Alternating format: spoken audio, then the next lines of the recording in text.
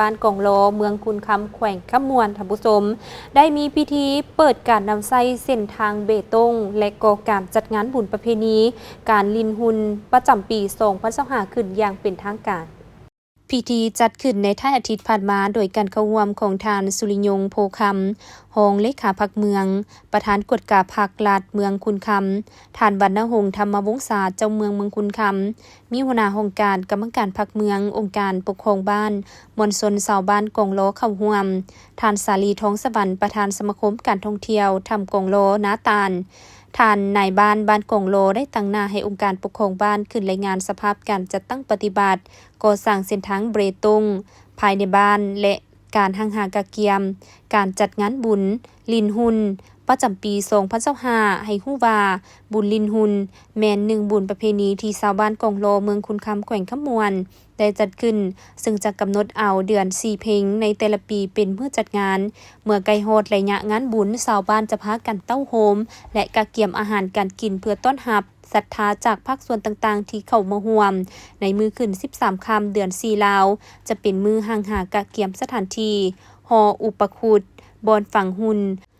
โดยการเอากระโปะหัวควาย4หัวฝังไว้4ทิศพอถึงเวลา4 โมงเช้าของมื้อคืน14ค่ำชาวบ้านก็จะพากันไปนำเอาอุปคุตหินแฮหินซานอยู่พื้นน้ำมาขึ้นหอที่ได้กะเกียมไว้เพื่อเป็นการปกปักรักษาชาวบ้านและเฮ็ดหน้าที่ปราบหมันให้สำหรับในตอนกลางคืนจะมีการคบงานตามฮีตของประเพณีในเวลา7 โมงเช้าของมื้อคืน15ค่ำทุกๆครอบครัวได้กะเกียมเครื่องใส่บาตรถ้วยสังฆทานหลังจากนั้นน้อยใหญ่ยิงซ้ายภายในบ้านแต่ละคนจะได้แต่งกายที่มีความหลากหลายสีสันแตกต่างกันไปมือถือดาบที่เฮ็ดด้วยไม้เพื่อไล่มารร้ายพร้อมทั้งตีกอง